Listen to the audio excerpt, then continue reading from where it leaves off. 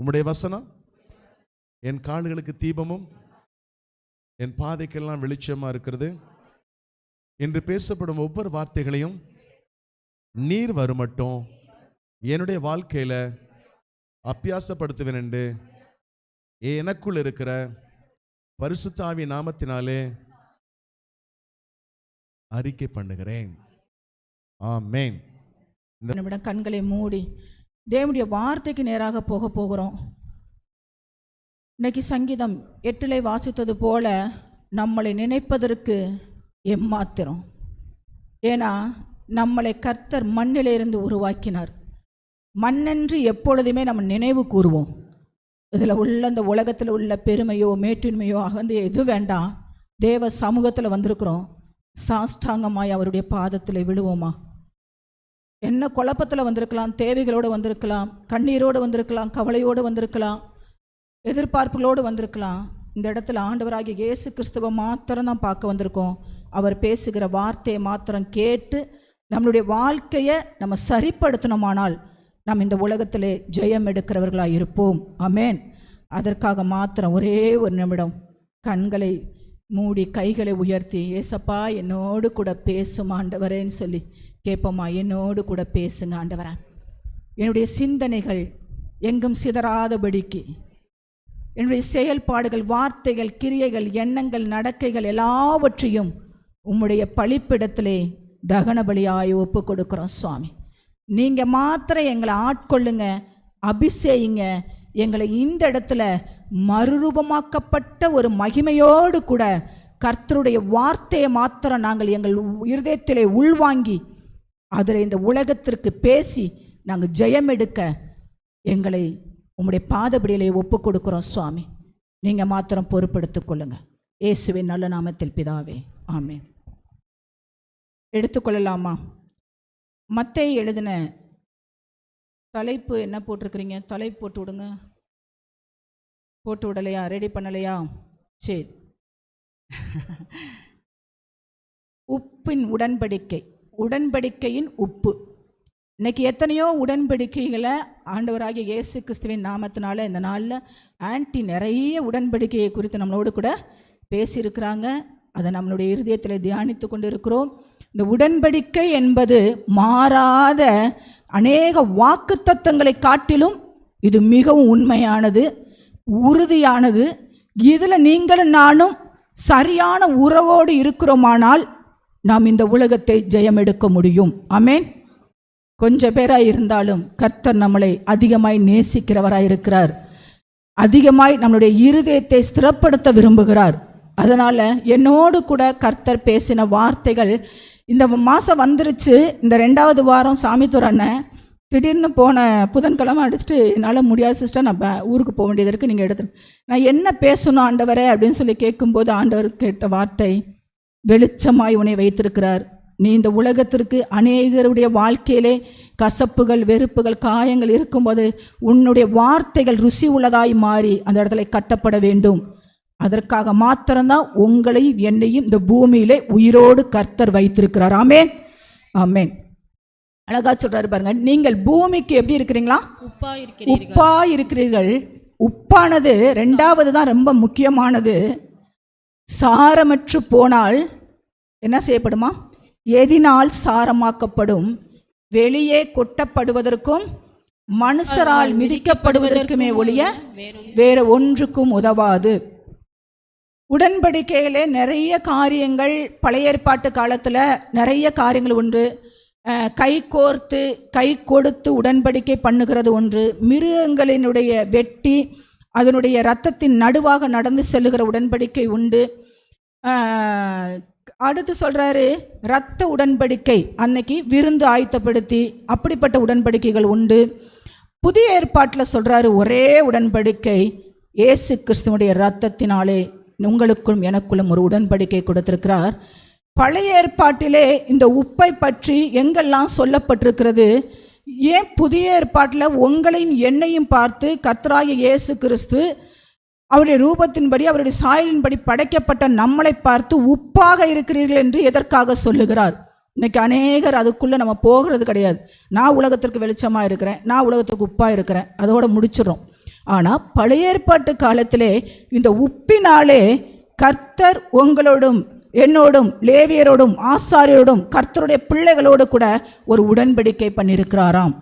எவ்வளோ ஒரு ஆழமான கருத்து இருக்குது தெரியுமா?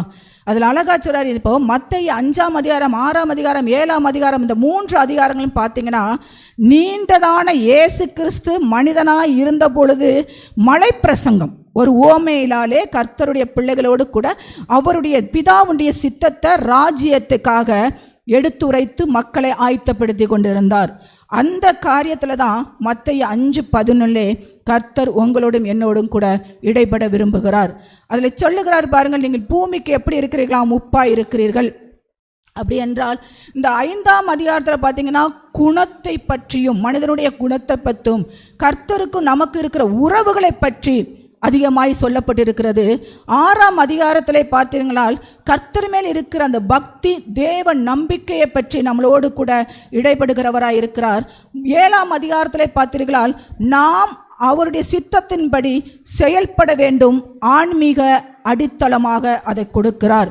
அது மாத்திரமல்ல, இன்னைக்கு தேவன் மனிதனாக இந்த உலகத்திலே வாழ்ந்து மரித்ததுக்கு அப்புறம் பரிசுத்த ஆவியானவராய் உங்களுக்குள்ளும் எனக்குள்ளும் வாழ்ந்து கொண்டே இருக்கிற ஒரு மெய்யான தெய்வத்தினுடைய பிள்ளைகளாய் இந்த இடத்துல நாம் அமர்ந்திருக்கிறோம்.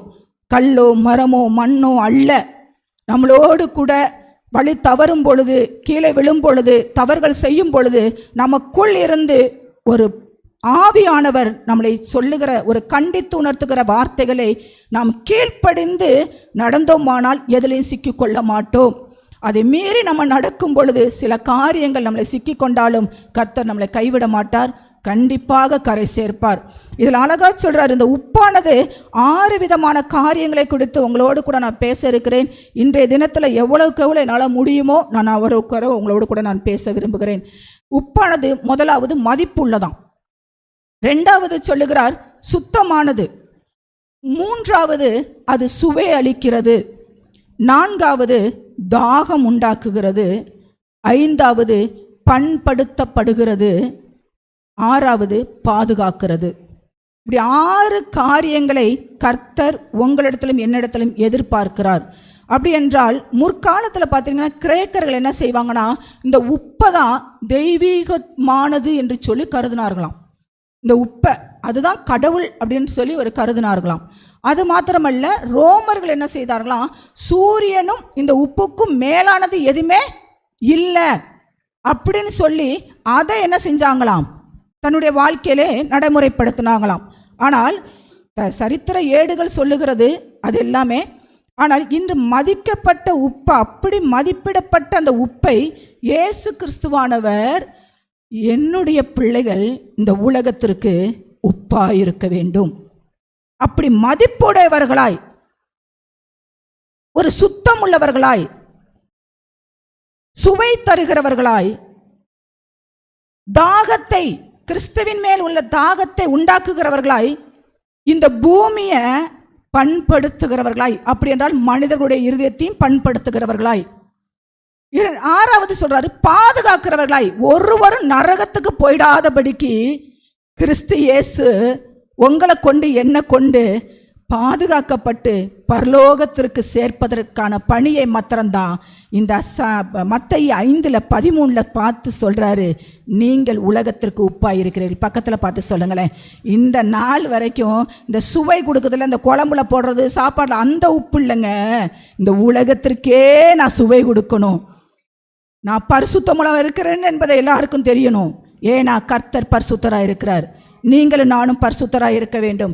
அழகாச்சிற பழங்காலத்தில் உப்பு என்பது வெறும் சுவைக்காக மாத்திரம் அதை மட்டுமின்றி அதன் தனித்துவமான குணங்களுக்காக மிக உயரிய மதிப்பை பெற்றிருந்ததான் அந்த உப்பு. நம்ம சாதாரண சப்பையான மேட்டரை பேசுகிறாங்க, இவங்க உப்பை பற்றி பேசுகிறாங்கன்ற மாதிரி உப்பை பற்றி இன்னைக்கு அவ்வளோ காரியங்கள் இருக்குது. ஏன்னா ஆண்டவர் சொல்கிறாரு, நீங்கள் மண் என்று நினைவு கூறுங்கள். அந்த மண்ணுக்குள்ள ஆண்டவருடைய அந்த அத்தனை சுவைகளையும் பலத்தையும் தரத்தையும் மற்றவர்களையும் உருவாக்கக்கூடிய ஒரு பயங்கரமான காரியத்தை உங்களுக்குள்ளையும் எனக்குள்ளையும் வைத்திருக்கிறார்.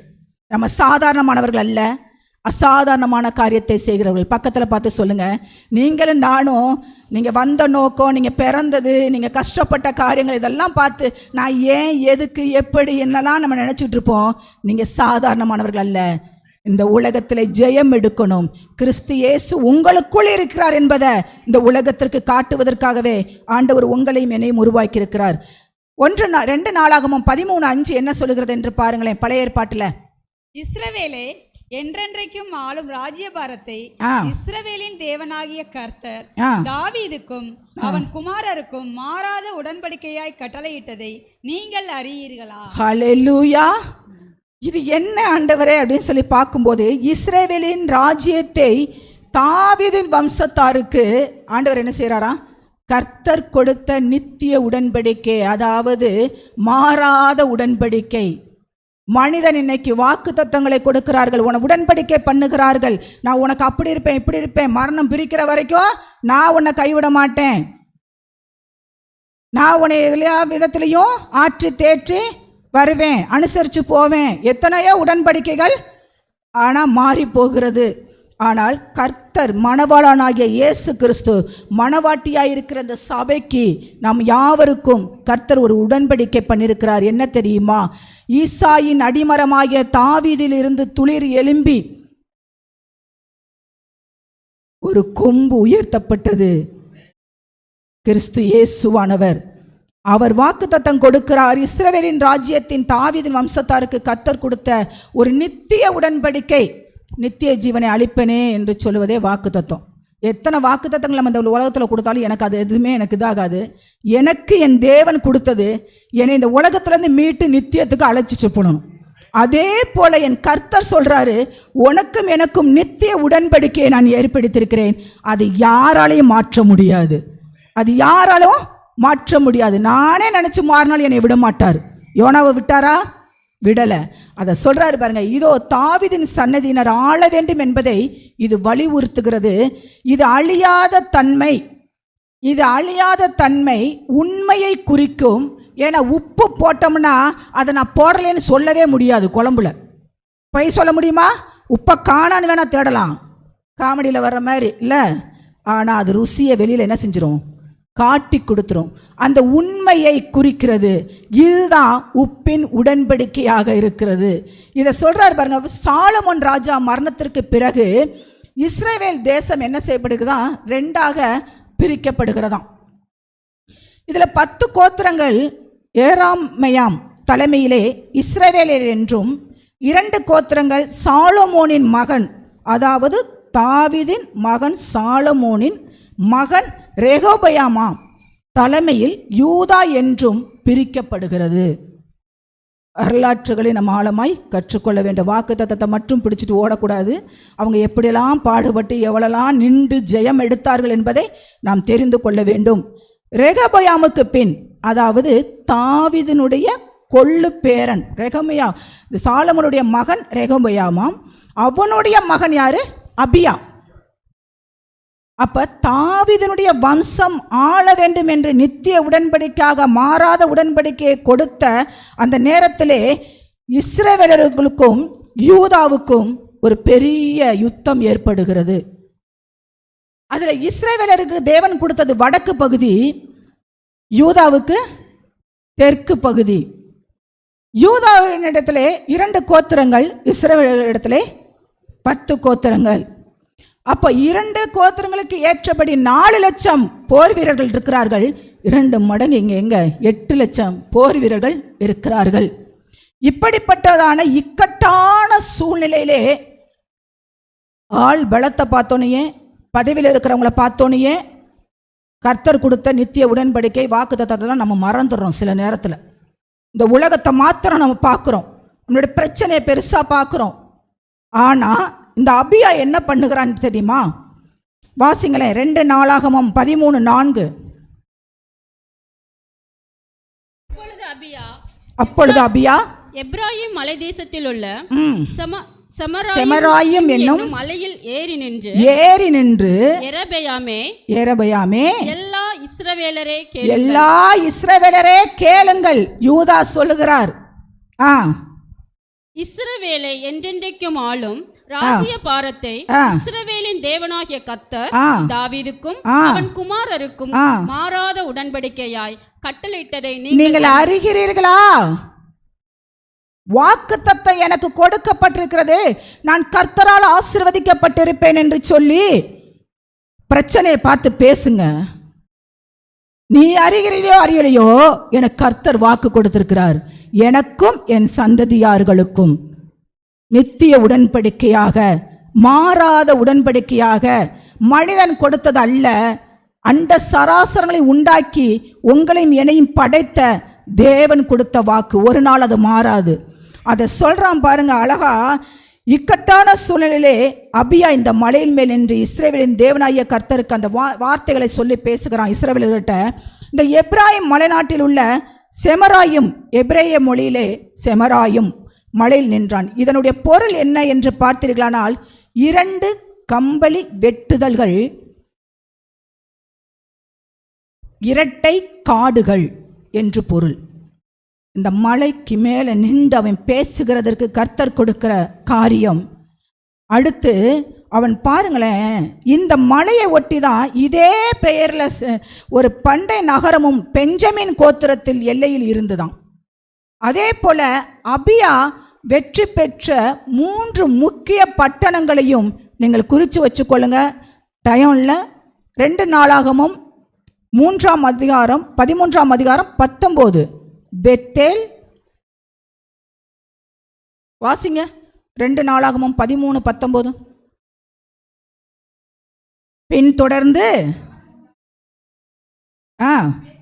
பெத்தேலையும் அதில் உள்ள கிராமங்களையும், எசனாவையும் அதன் கிராமங்களையும், எப்ரோன். ஹல்லேலூயா, ஹல்லேலூயா, ஹல்லேலூயா. இக்கட்டான சூழ்நிலையிலே தேவன் உங்களுக்கும் எனக்கும் உடன்படிக்கை பண்ணியிருக்கிறத மறந்துடாதீங்க.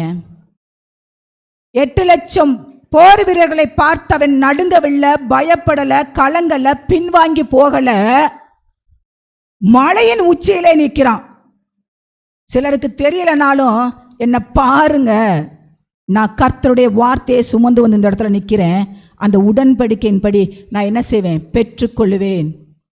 அந்த வாக்கு தத்தத்தை, அந்த மாறாத நித்திய உடன்படிக்கையை நான் சுதந்திரத்துக் கொள்ளணும். அதை தான் மத்தேயு 5:14 வாசிங்க.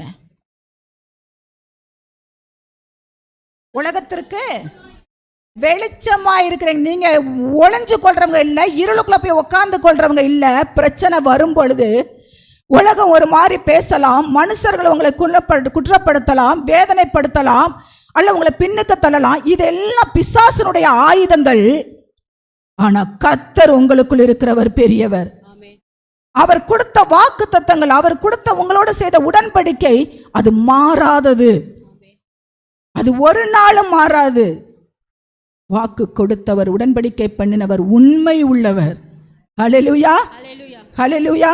அதை தான் சொல்றாரு பாருங்க, நீங்களும் நானும் ஒளிஞ்சிருக்கிறவங்க இல்ல, மலையின் மேல். அப்படி என்றால் அன்னைக்கு எப்ராயிம் தேசத்தில் உள்ள சேயா மலையில போய் நின்ற அவனை இன்னைக்கு நீங்களும் நானும் கிறிஸ்துவாய கண்மலையில் நின்று பிசாசுக்கு சவால் விடுங்க. ஹல்லேலூயா, ஹல்லேலூயா. அதற்காகவே நாம் அழைக்கப்பட்டிருக்கிறோம். அழகா சொல்றாரு பாருங்க, 3 பட்டணங்களையும் அவருடைய சுற்றில் உள்ள கிராமங்களையும் அவன் என்ன செய்தானா? சுதந்திரித்து கொண்டான். அவன் பயந்து உட்கார்ந்து இருந்தானா பிசாசு சேம் எடுத்திருப்பான். யூதா துதி சத்தம் இல்ல, யூதராஜ சிங்கத்தினுடைய பிள்ளைகள். அதனால அழகா சொல்றாரு பாருங்க, கிறிஸ்து இயேசு தாவீதின் வேரா இருக்கிறார். மக்கள் கடவுளை நம்பி கூப்பிட்டதால் தான் இவ்வளோ பெரிய அந்த யுத்தத்தில், அந்த இக்கட்டான ஒரு பிரச்சனையில் வெற்றி பெற்றதாக இந்த வேத வல்லுநர்கள் இந்த 2 நாளாகமத்தில் எழுதப்பட்டிருக்கிறது. ஹல்லேலூயா. அந்த வேதாகமத்தில் என்ன எழுதப்பட்டிருக்கு, எதுக்காக எழுதப்பட்டிருக்கு, அந்த காரியம் எதனால், எந்த சூழ்நிலையில் எழுதப்பட்டது என்று சொல்லி ஆராய்ந்து பாருங்க. கிறிஸ்துவ அறிகிற அறிவில் வளருங்க. இன்னைக்கு நம்ம அநேகர் நிறைய செல்ஃபோன், லெட்டின் போனால் கூட உள்ள செல்ஃபோன் தான், படுத்திருந்தாலும் செல்போன் தான். தயவு செய்து கர்த்தருடைய வருகை அது சீக்கிரமாய் இருக்கிறது. நீங்களும் நானும் ஆயத்தப்பட வேண்டும். அதனாலே கர்த்தர் உங்களை என்னையும் சுத்தம் உள்ளவர்களாய் மாற்றுகிறார். அசுத்தங்களை கலற்றி போடுவோம்.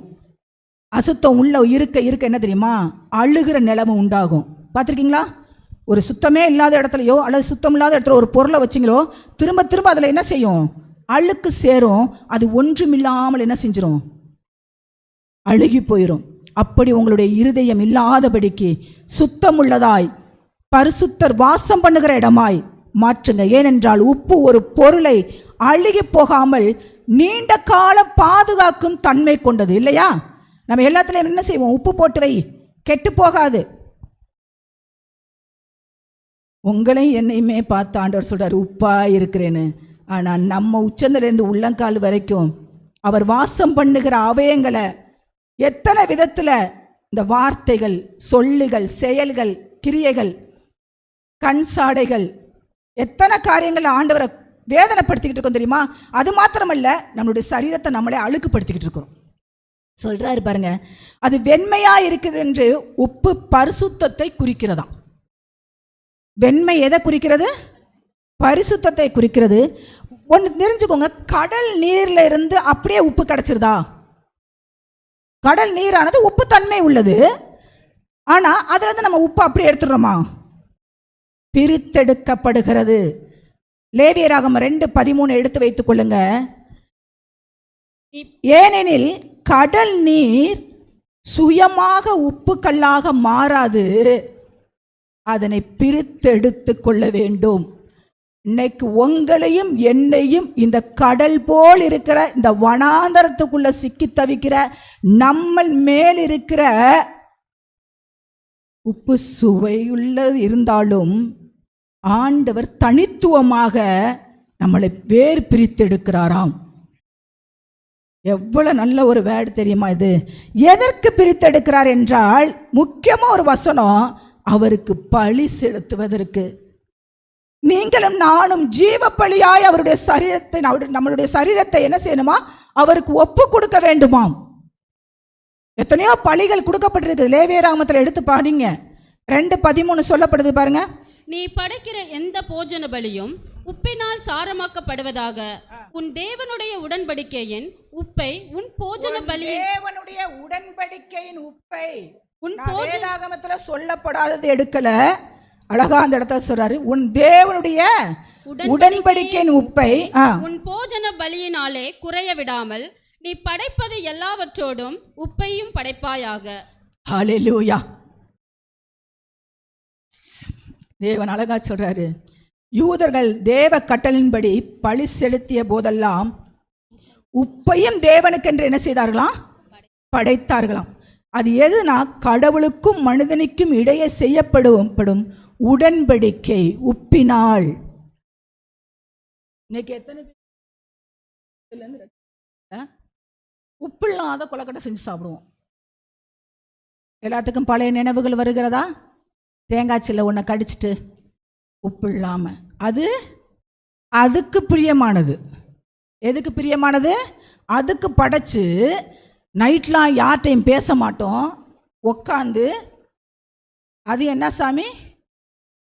பெண்கள், ஆண்கள் உள்ள நுழையக்கூடாது. சின்னோட்டு பையன் வந்தால் கூட அது என்ன ஆகிடும், பிரச்சனை ஆகிடும். அப்படி ஒரு வழிமுறையில் வந்த இன்னைக்கு ஆண்டவராகிய இயேசு கிறிஸ்து எனக்கு உணர்த்தினது, நீ ஏன் உப்பு இல்லாததை சாப்பிட்ற? உப்பு உனக்கு உடம்புக்கு எவ்வளோ சத்து கொடுக்கும் இல்லை? எவ்வளோ காரியத்தை ஆண்டவர் வெளிப்படுத்துகிறார் தெரியுமா? உங்களையும் என்னையும் வேறு பிரித்து எடுத்திருக்கிறார். உப்பினாலே முத்திரை போடப்பட்டிருக்கிறோம். ஹல்லேலூயா. அது மாத்திரமல்ல, விசுவாசிகள் இந்த உலகத்திற்கு உப்பாக தூய்மையுடன் வாழ வேண்டும். நீங்களும் நானும் இந்த உலகத்திற்கு எல்லா கூட்டத்தோட கூட்டமாக நுழையாதீங்க, வேறு பிரிக்கப்பட்டவர்கள். அந்த கூட்டத்தில் அவ்வளோ பேர் நின்றாங்க, அவங்க கிறிஸ்தவர்கள். நானும் போய் நிற்கிறேன், அவர்கள் கிறிஸ்தவர்கள். ஆனால் அவர்கள் கிறிஸ்துவை உடையவர்கள் அல்ல. நானும் நீங்களும் கிறிஸ்துவை உடையவர்கள். உப்பு எனக்குள் கிறிஸ்துவுக்குள்ளாக உடன்படிக்கை பண்ணப்பட்டிருக்கிறது. ஹல்லேலூயா, ஹல்லேலூயா. நான் பேசுகிறது விளங்குதா உங்களுக்கு? ஹல்லேலூயா. அடுத்து சொல்றார் பாருங்க, தேவனுக்கு செலுத்தப்படும் காணிக்கைகளில் உப்பு கண்டிப்பாக சேர்க்கப்பட வேண்டும் என்று கட்டளையின் மூலமாக லேவியராகமத்திலே கர்த்தர் இந்த வார்த்தையை சொல்லியிருக்கிறார். உப்பை சேர்த்துக்கோ. தேவனுடைய வார்த்தை. தேவனோடு ஜனங்கள் கொண்டிருக்கும் உறவு தற்காலிகமானதல்ல. இன்னைக்கு கணவன் மனைவி சபைக்கு முன்பாக, சபையார்களுக்கு முன்பாக கையை பிடிச்சு உடன்படிக்கை பண்ணுறாங்க. 6 மாதம், 1 வருஷம். உன் வழியை பார்த்துட்டு போ, என் வழியை பார்த்துட்டு போ. அது தற்காலிகமான ஒரு உடன்படிக்கையாக இருக்கிறது. ஆனால் தேவன் கொடுக்கிறது என்றென்றுக்கும் நிலைத்திருக்கும் புனிதமான ஒரு உண்மையான உடன்படிக்கை என்பதை ஒவ்வொரு பழிகளிலும் கர்த்தர் நினைவூட்டும்படிக்கு உப்பு சேர்த்துக்கோன்னு சொல்றார். புரிஞ்சு கொண்டோமா? உப்பை சேர்க்கும் போதெல்லாம் இனி நினைச்சுக்கோங்க, கர்த்தர் என்னை இந்த உலகத்திற்கு உப்பாய் வைத்திருக்கிறார். தேவனுக்கும் எனக்கும் ஒரு நல்ல உறவுக்காக இந்த உப்பு என்கிறதை கொடுத்து உடன்படிக்கை பண்ணியிருக்கிறார் அப்படின்னா சொல்றாரு, உப்பை போட்டு சாப்பிடு. உப்பை சாப்பிடலனா சொரணம் இருக்காது, மந்தமாகி போயிடுவ. அதனால தான் அழகா சொல்றாரு. என்னாகமம் எடுத்துக்கொள்ளுவோமே, 18ஆம் அதிகாரம் 19வது வசனத்திலே சொல்லப்படுகிறது பாருங்க. இஸ்ரவேல் புத்திரர் கர்த்தருக்கு ஏறெடுத்து படைக்கின்ற பரிசுத்த படைப்புகள் எல்லாம் உனக்கும் உன் குமாரருக்கும் உன் குமார்த்திகளுக்கும் நித்திய கட்டளைகளாக கொடுத்திருக்கிறேன். கர்த்தருடைய சந்நிதியில் இது உனக்கும் உன் சந்ததிக்கும் என்றென்றைக்கும் செல்லும் மாறாத தலைமுறையாக தேவன் கொடுத்த அந்த உடன்படிக்கையை விட்டு விடாதீர்கள். அந்த மாறாத உடன்படிக்கையை விட்டு விடாதீங்க. அழகா சொல்றாரு பாருங்க. லேவியராகமம் 20:26 எடுத்துக்கொள்ளுங்க. உப்பின் உடன்படிக்கை என்று கூறப்பட்டுள்ளது. நம்முடைய சுத்தமான வாழ்க்கை தேவனால் நாம் பிரித்தெடுக்கப்படுகிறோம். கடலுக்குள்ள இருக்குது, அதுல இருந்து பிரித்தெடுக்கப்படுகிறோம். இந்த உலகம் ஒரு கடல். உங்களுக்கு ஏற்கனவே அந்த குறித்து நான் எடுத்துட்டேன். அதே போல் அந்த கடலுக்குள்ள இருந்து முத்துக்களை எடுக்கிறது போல உப்பாக உங்களையும் என்னையும் கர்த்தர் வேறு பிரித்து எடுத்திருக்கிறார். லேவியராகமம் 20:26 கர்த்தராகிய நான் பரிசுத்தராய் இருக்கிறபடியினாலே நீங்களும் எனக்கேற்ற பரிசுத்தவான்களாய் இருப்பீர்களாக. நீங்கள் என்னுடையவர்களாய் இருக்கும்படிக்கு நீங்கள் எனக்கு சொந்தமானவர்களாய், என்னுடையவர்களாய், கிறிஸ்துவை உடையவர்களாய் இருக்கிறீர்களா என்றால் அவருக்குரியவர்களாய் இருப்பீங்க. வெறும் கிறிஸ்தவன் மட்டும் பேர்ல இருந்தீங்கன்னா இருக்க முடியாது. புரிஞ்சுக்கொள்ளுங்க. மற்ற ஜனங்களை விட்டு பிரித்தெடுத்தேன் உங்களையும் என்னையும். அவருடைய பார்வை நம்ம மேலே பட்டிருக்குங்க. கடலுக்குள்ளே கிடந்தோம். கடலுக்குள்ளே நாற்றமும் கிடக்கு, உப்பு கரைந்து கிடக்குது, நிறைய காரியங்கள் அந்த கடலுக்குள்ளே கிடக்குது. உங்களையும் என்னையும் எவ்வளோ அழகாய் பிரித்தெடுத்தார் என்பது 1 பேதுரு 2:9 என்ன சொல்லுகிறார்? நீங்களோ உங்களை அந்தகாரத்திலிருந்து ஆச்சரியமான ஒளியிடத்திற்கு வரவழைத்தவருடைய புண்ணியங்களை அறிவிக்கும்படிக்கு தெரிந்து கொள்ளப்பட்ட, தேவனால் தெரிந்து கொள்ளப்பட்ட சந்ததியாரும்.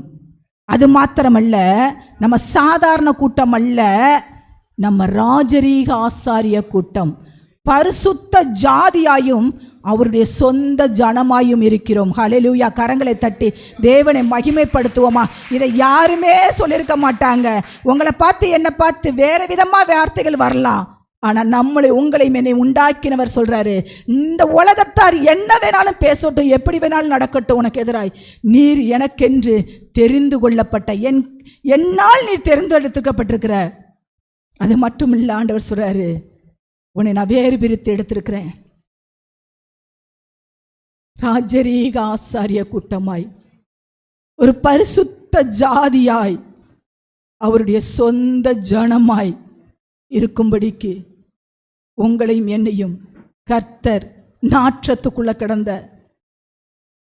உளையான சேற்றுக்குள்ள கிடந்த, விக்கிர ஆராதனைகளுக்குள்ள கிடந்த, படிகுழுக்குள்ள பாவத்துக்குள்ள கிடந்த உங்களையும் என்னையும் நம்மளை உண்டாக்கினவர் நேசித்தபடியினால் நம்மளை கரம் பிடித்து தூக்கி எடுத்திருக்கிறாரு. சொல்றாரு பாருங்களேன். ஏசாயா 43:4 வாசிங்களேன். ஹல்லேலூயா, ஹல்லேலூயா. பக்கத்துல பார்த்து சொல்லுங்க, என் தேவனுடைய பார்வைக்கு நான் கணம் பெற்றவளா இருக்கிறேன், நான் அருமையானவளா இருக்கிறேன். இன்னைக்கு அநேகர் பாவத்து முகத்தை பார்க்கும்போது சொல்லுவாங்க, ஓ மூஞ்சியை பார்த்தாலே அவ்வளவுதான், ஓ மூஞ்சில முழிக்கணுமா, என்னென்ன வார்த்தைகள். ஆனா உள்ளுக்குள்ள தேவன் சொல்றாரு, மனுஷர்கள் சொல்ற வார்த்தையை உள்ள வாங்காத. கர்த்தர் சொல்லுகிறார், உன்னை உண்டாக்கினவர், தாயின் கருவுல இருந்தே உன்னை தூக்கி எடுத்தவர் சொல்றாரு, என் பார்வைக்கு நீ அருமையானவள். கரங்களை தட்டி தேவனை மகிமைப்படுத்துவோமா. கணம் பெற்றிருக்கிறாய், நானும் உன்னை சிநேகித்தேன். யார் உன்னை வெறுத்தாலும் சரி, யார் உன்னை கைவிட்டு சென்றாலும் சரி, யார் உன்னை அவதூறாய் பேசினாலும் சரி, உனக்குள்ளும் எனக்குள்ளும் உடன்படிக்கை, மாறாத உடன்படிக்கை, உப்பு என்கிற உடன்படிக்கையிலே உறவை நீடிக்க வைக்கிறார். அதுல வலுவு பெற்றுக் கொள்ளுங்க. வேதம் சொல்லுகிறது, யாத்ராகமம் 19:5,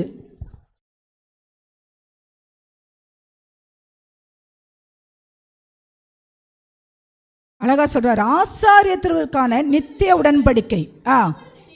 இப்பொழுது நீங்கள் என் வாக்கை உள்ளபடி கேட்டு, என் வாக்கை நான் முதலே ஜெபம் பண்ணேன், கர்த்தருடைய வார்த்தையை மாத்திரம் கேளுங்க, கேட்டு உள்ளபடி கேட்டு என் உடன்படிக்கையை கைக்கொள்வீர்களானால். இங்க கேட்டுட்டு இந்த வாசலை விட்டு அங்கிட்டு போனோனையே உதறிட்டு போயிடாதீங்க, விட்டுட்டு யாரவோ பிடிச்சுக்கிட்டு போயிடாதீங்க, எதெல்லாம் பிடிச்சுக்கிட்டு போயிடாதீங்க, எதெல்லாம் பின்பற்றிட்டு போயிடாதீங்க. ஆண்டவர் சொல்றாரு, கை கொள்வீர்களானால் என் உடன்படிக்கையை, மாறாத உடன்படிக்கையை, நித்திய உடன்படிக்கையை, சகல ஜனங்களிலும் நீங்களே எனக்கு சொந்த ஜனமா சம்பத்தாயிருப்பீர்கள்.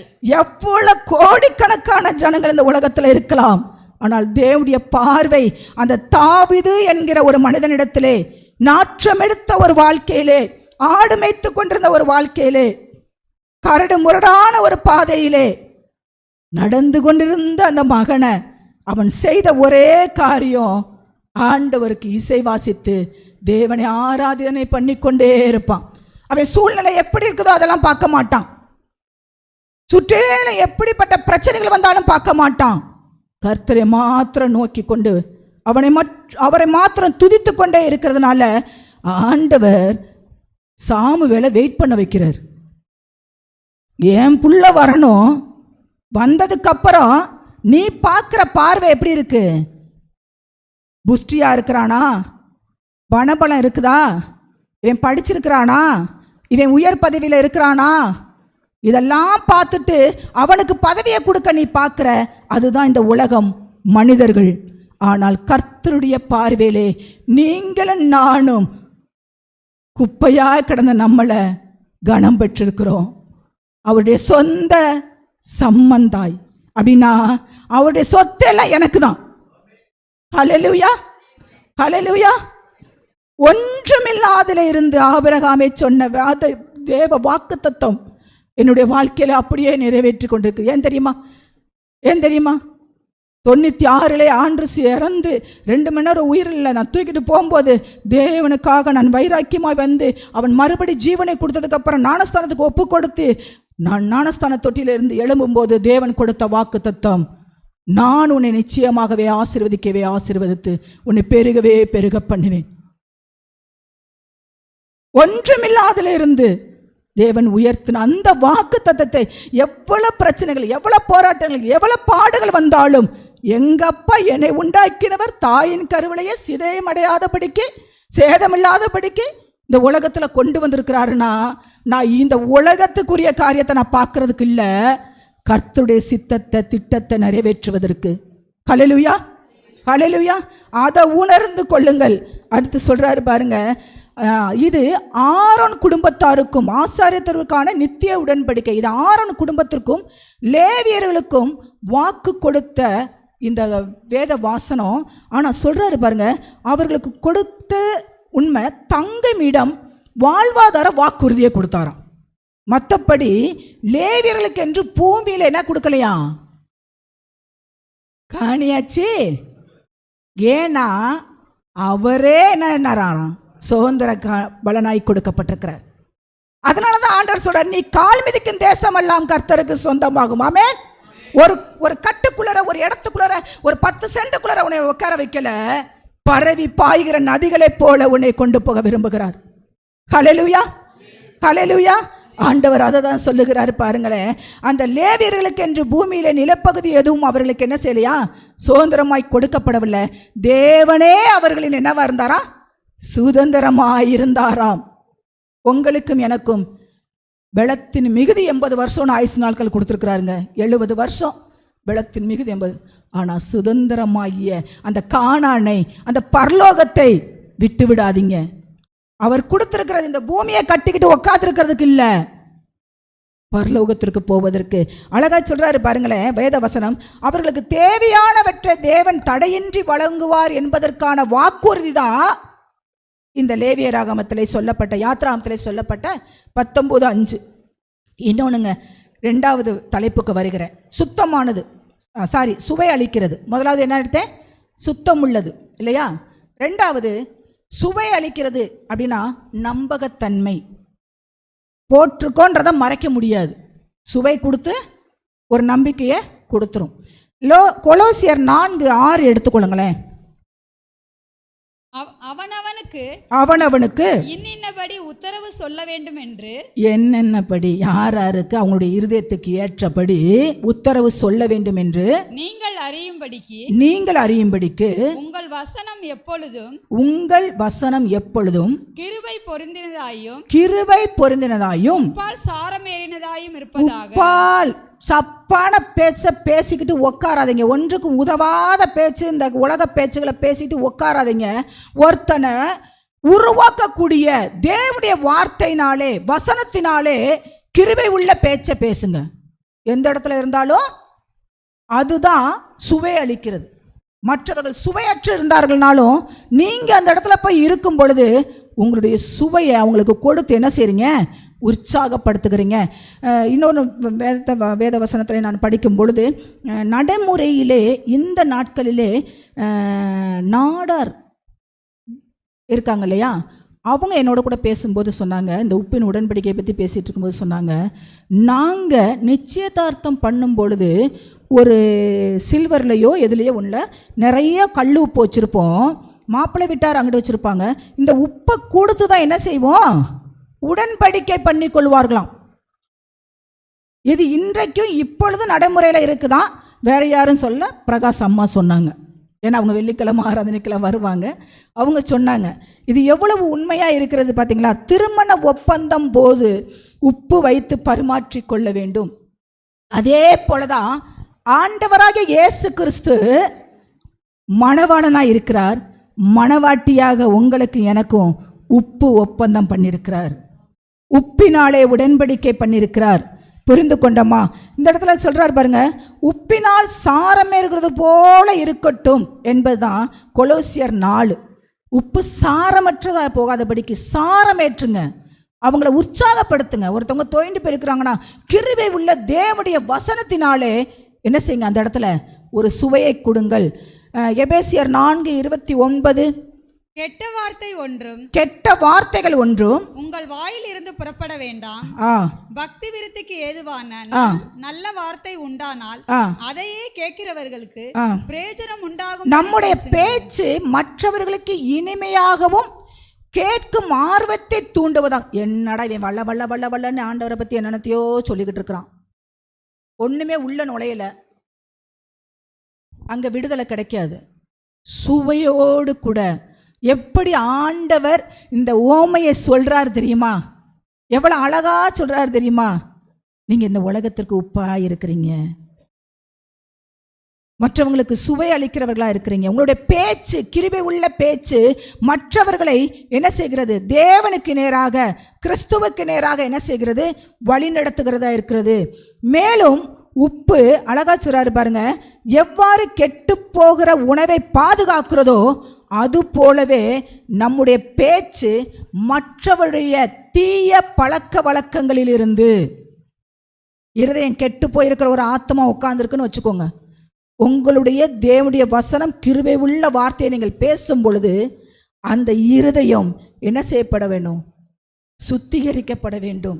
தீய பழக்கங்களிலிருந்தும் பொய் பேசுவதிலிருந்தும் நம்மை பாதுகாக்கிற தூய்மையாக கர்த்தர் அந்த ஆத்துமாவை மாற்றுகிறதுக்கு உங்களை அந்த உலகத்தில் உப்பாய் வைத்திருக்கிறார். ஹல்லேலூயா, ஹல்லேலூயா. அதுதான் நீதிமொழிகள் 16:24. இனிய சொற்கள் தேன்கூடு போல் ஆத்துமாவுக்கு மதுரமும். ஆத்துமாவுக்கு எப்படி இருக்கணுமா? மதுரமும். மதுரம். அந்த ஆத்துமா தாங்க விலையேற பெற்றது. சரீரம் மண்ணோட போயிடும், இந்த ஆத்துமா தேவன் தந்த இடத்துக்கு போகணும். வாசிங்க. மதுரமும் எலும்புகளுக்கெல்லாம் தோஷமும் ஆகும். ஹல்லேலூயா. பிரசங்கி 10:12. ஞானியுடைய வாய்மொழிகள் தயை உள்ளவைகள், மூடனுடைய உதடுகளோ ஞானிகளுடைய வாய்மொழியோ தயை உள்ளவைகள். தயவோடு கூட ஆண்டவராகிய இயேசு கிறிஸ்து நாணம் உள்ளவர். ஹல்லேலூயா. அந்த நாணத்தை உங்களுக்கும் எனக்கும் கொடுத்திருக்கிறார். அடுத்ததாக அதில் எதில் இருந்துங்க கிடைக்கும்? அந்த நாணம் எனக்கு எதிலிருந்து கிடைக்கும்? தேவனுடைய வசனத்திலிருந்து. அது மாத்திரமல்ல, சங்கீதம் 34:8 குறித்து வைத்துக் கொள்ளுங்க. 19:10, 119, 103 மூன்றுமே சொல்லுகிறார், கர்த்தர் நல்லவர் என்பதை என்ன செய்யுங்க? ருசித்து பாருங்க. உப்போடு சுவையோடு ரசனையோடு நம்மளை உருவாக்குகிறதாய், நம்மளுக்கு சத்துவத்தை பெருக பண்ணுகிறதாய், நமக்கு பலன் கொடுக்கிறதாய் இருக்கிறதா? அது மாத்திரமல்ல, அவைகள் பொன்னிலும் பசும் பொன்னிலும் தேனிலும் தேன் கூட்டிலிருந்து தெளித்திலும் ஒழுகிற மதுரமாயிருக்கிறது. அடுத்து சொல்றாரு, உம்முடைய வார்த்தைகள் என் நாவுக்கு இனிமையானவைகள். இனிமையான பேச்சுகளை பேசுங்க. உப்பில்லாத எந்த உணவுப் பொருளுக்களும் ருசியற்றதாக இருக்கும். உப்பு இல்லைன்னா உள்ள இறங்காது. நமக்கு வாயில் வச்சாலே எங்கள் ஹென்ரிக்கெலாம் அப்படி தூண் துப்பிடுவான். கரெக்டாக உப்பு நெய்யெல்லாம் சரி பங்காக இருக்கணுமான்னு பார்ப்பான். நம் சரீரத்துக்கு தேவையான என்ன கிடைக்கணுமா? சத்து கிடைக்காமல் போய்விடும். அந்த உப்பு வேணும். தேவனுடைய வசனம் உங்களுடைய ஆத்துமாவுக்கு மிகவும் மிக முக்கியம். உங்களை சத்து உள்ளதாய் மாற்ற வேணும், சத்துவம் உள்ளதாய் மாற்ற வேண்டும் என்றால் தேவனுடைய வசனம் மிகவும் முக்கியம். உடலுக்கு உப்பு சத்து அவசியமாக இருக்கிறது. இந்த உலகத்தில் காணப்பட வேண்டிய விசுவாசிகளுக்கு, உண்மையான விசுவாசிகளுக்கு, தேவனுடைய பிள்ளைகளுக்கு உப்பா இருக்கிறோமா? நாம் இல்லாத உலகம் ருசியற்றதும் சத்துவம் இல்லாதமாய் போயிடும். அது வீட்டிலையும் கூட எடுத்துக்கொள்ளுங்களேன். இனிமையான பேச்சு, தேவனுடைய வசனிப்பு, தேவனுடைய வசனத்தை கொண்டு நீங்கள் பேசுனீங்கன்னா அந்த குடும்பம் ருசி உள்ளதாய் மாறும், சத்துவம் உள்ளதாய் மாறும். நம்மளை இந்த உலகத்துக்கு, இந்த நாட்டுக்கு வைத்திருக்கிறார் என்றால் நம்மளை சுற்றிலும் இருக்கிறவங்களை நம்ம ருசி உள்ளவர்களாக என்ன செய்யணும்? மாற்ற வேண்டும். அடுத்ததாக தாகம் உண்டாக்குகிறது. நான் ஒரு 2 நிமிஷத்தில் நான் முடிச்சிடுறேன். தாகம், உப்பை தின்னவே தண்ணி குடிச்சுதான் ஆகணும்னு உலக பழமொழி. ருசித்த பிறகு தேவனுடைய வசனத்தை நீங்களும் நானும் உள்வாங்கி என்னுடைய வாழ்க்கையிலே நான் அதை அபியாசப்படுத்தி என்னுடைய வாழ்க்கையிலே அற்புதங்களை அடையாளங்களை நான் கண்டு அதை ருசித்ததுக்கு அப்புறம் எனக்குள் ஒரு தாகம் உண்டாயிருக்கும். ஹல்லேலூயா, ஹல்லேலூயா. என்ன தாகம்? அவர் மேல் உள்ள தாகம். அவர் மேல் என்ன தாகம் இருந்தது? சிலுவையிலே அவருக்கு என்ன தாகம் இருந்தது? ஆத்தும தாகம். அது உங்களுக்குள் உண்டாகுவதற்கு தேவ வசனமாகிய அந்த உள்ளே ருசிக்கும் பொழுது உப்பாய் நம்மளை ஆண்டவர் ருசி உள்ளவர்களாய் மாற்றுகிறார், தாகத்தை உண்டு பண்ணுகிறார். அந்த தாகம் எப்படி தெரியுமா? ஆன்மீக கண்கள் திறக்கப்படுமா, மாமிச கண்கள் அல்ல, ஆவிக்குரிய கண்கள் என்ன செய்யப்படுமா? திறக்கப்படும். அது மாத்திரமில்ல, அது போல தாகத்தை உண்டு பண்ணும் என்பது நமக்கு தெரியும், தண்ணி குடிக்கணும்னு. அதே போல சாட்சிகள், கிறிஸ்துவை குறித்த சாட்சிகள் உலக மக்களுக்கு ஆவிக்குரிய தாகத்தை உருவாக்குவதற்கு.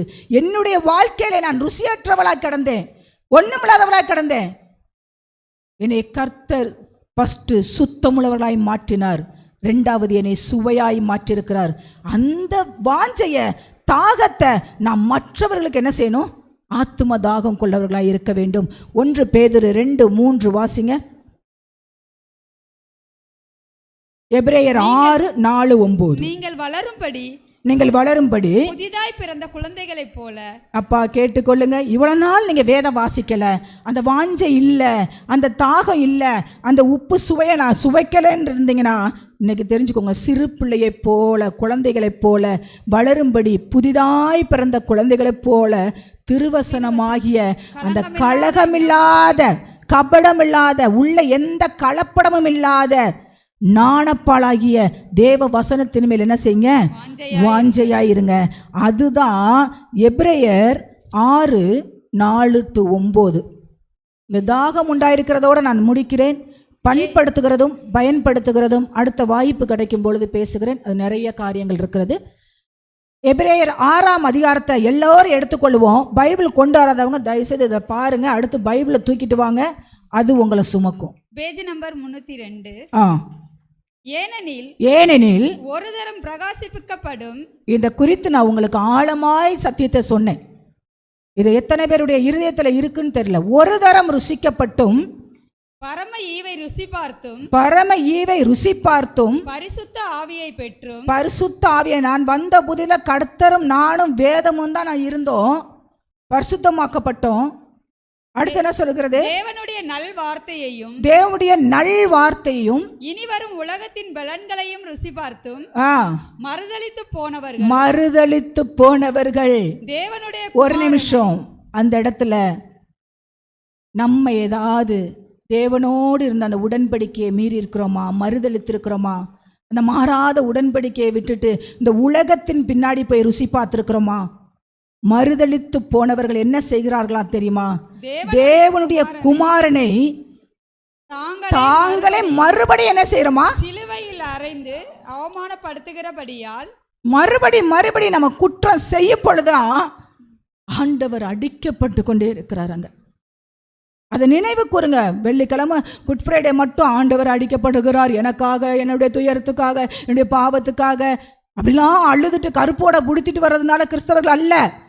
உள்ள ஆத்துமா விடுதலை அடைய வேண்டும். ஆவிலே தேவனோடு கூட உறவு வலுப்படுத்த வேண்டும். அதில் அழகாச்சரார் திரும்ப அதே வசனத்தை பாருங்க. மறுதலித்து போனவர்கள் போடுங்க, தேவனுடைய குமாரனை தாங்களே மறுபடி என்ன செய்யறாங்களா? சிலுவையில் அறைந்து அவமானப்படுத்துகிறபடியால் மனம் திரும்புவதற்கு ஏதுவான மறுபடியும் புதுப்பிக்கிறது கூடாத காரியம்.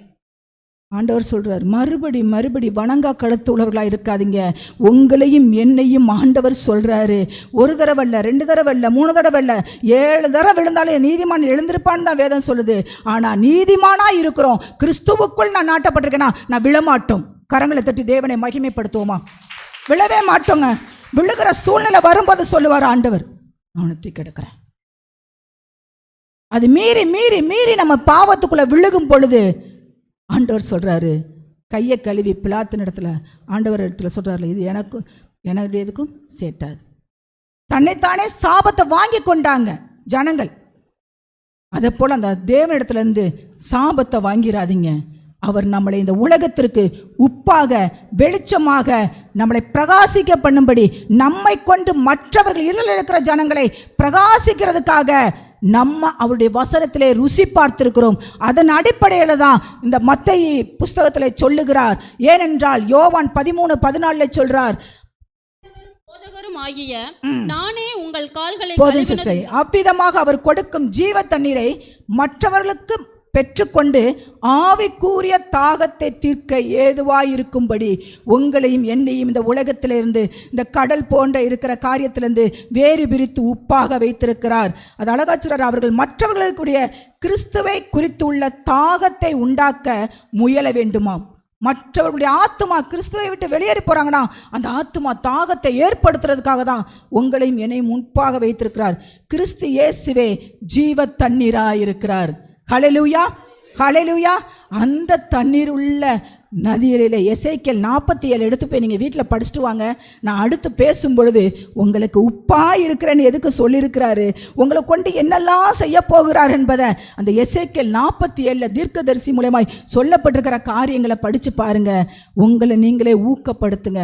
யார் இல்லைனாலும் என்னையே என் தகப்பன் பார்வைப்பட்டிருக்கிறது. நான் கணம் பெற்றிருக்கிறேன். நான் அவருடைய சொந்த சம்பந்தம் இருக்கிறேன். ராஜரிக ஆசாரிய கூட்டமா இருக்கிறேன். நான் பரிசுத்த ஜாதி. இன்னொன்று ரூதராஜ சிங்கம்னு சொல்றான்னு பார்த்தீங்களா?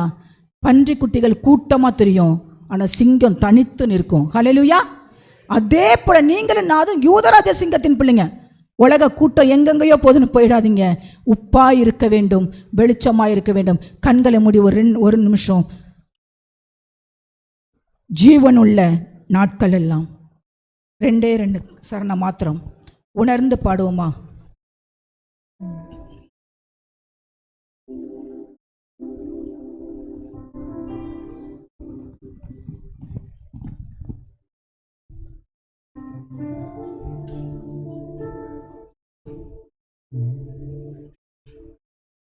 ஜீவனுள்ள நாட்களெல்லாம் இயேசுவுக்காய் வாழ்வோம். இருப்பதுவோ ஒரு வாழ்வு, அதை அவருக்கு கொடுத்திடுவோம். ஜீவனுள்ள நாட்களெல்லாம் இயேசுவுக்காய் வாழ்வோம். இருப்பதுவோ ஒரு வாழ்வு, அதை அவருக்கு கொடுத்திடுவோம். வாழ்ந்திடுவோம், நாம் வாழ்ந்திடுவோம். இயேசுவுக்காய் நாம் வாழ்ந்திடுவோம். வாழ்ந்திடுவோம், நாம் வாழ்ந்திடுவோம். இயேசுவுக்காய் நாம் வாழ்ந்திடுவோம். நாட்களெல்லாம் இயேசுவுக்காய் வாழ்வோம். இருப்பதுவோ ஒரு வாழ்வு, அதை அவருக்கு கொடுத்திடுவோம். இயேசுவும் தனக்காய் வாழாமல் அவர் நமக்காய் தானே வாழ்ந்தாரே. இயேசுவும் தனக்காய் வாழாமல் அவர் நமக்காய் தானே வாழ்ந்தாரே. உயிரையும் கூட எனக்கு தந்தாரே. இதற்கு ஈடாய் என்ன செய்வோமே? நாமும் வாழ்ந்திடுவோம். இயேசுவுக்காய் ஜீவனுள்ள நாட்களெல்லாம் இயேசுவுக்காய் வாழ்வோம். இருப்பதுவோ ஒரு வாழ்வு, அதை அவருக்கு கொடுத்திடுவோம். ஊழியம் செய்வது பாக்கியமே, அதன் பலனோ என்று நாம் அறியோமே. ஊழியம் செய்வது பாக்கியமே, அதன் பலனோ என்று நாம் அறியோமே. கர்த்தர் ஒரு நாள் வந்திடுவாரே, அன்று இதன் பலன் கொண்டு வருவாரே. கண்டு பயந்திடுவோம். இயேசுவுக்காய் ஜீவனுள்ள நாட்களெல்லாம் இயேசுவுக்காய் வாழ்வோம். இருப்பதுவோ ஒரு வாழ்வு, அதை அவருக்கு கொடுத்திடுவோம். ஆமென் ராஜா. 70 வருஷம் பலத்தின் மிகுதி 80 வருஷம் வாழப்போகிற அந்த ஒரே வாழ்க்கையில நாங்கள் உமோடு கூட இணைந்த அந்த உடன்படிக்கையின்படியாய் வாழ்ந்து நாங்கள் பரலோகம் வந்து சேர எங்களுடைய ஆவி ஆத்தும சரீரத்தை எங்களை பரிசுத்தப்படுத்தி எங்களை காத்து கொள்ளுங்க ஆண்டவரே. எங்களை காத்து கொள்ளுங்க சுவாமி. எங்களை கைவிட்டுறாதீங்கப்பா. அப்பா, நாங்கள் பிள்ளைகளை போல சிறு குழந்தைகளை போல கையை விட்டு நாங்கள் போன நாட்கள் உண்டு. தகப்பன் எங்களை கையை இறுக்க பிடிச்சு கொள்ளுங்க. எங்களை பரலோகத்திற்கு கொண்டு வருவதற்கு இந்த உலகத்திலே உப்பாக வெளிச்சமாக எங்களை நீங்க அழைச்சதுக்காக நன்றி செலுத்துகிறோம் சுவாமி. இயேசுவின் நல்ல நாமத்தில் பிதாவே, ஆமென்.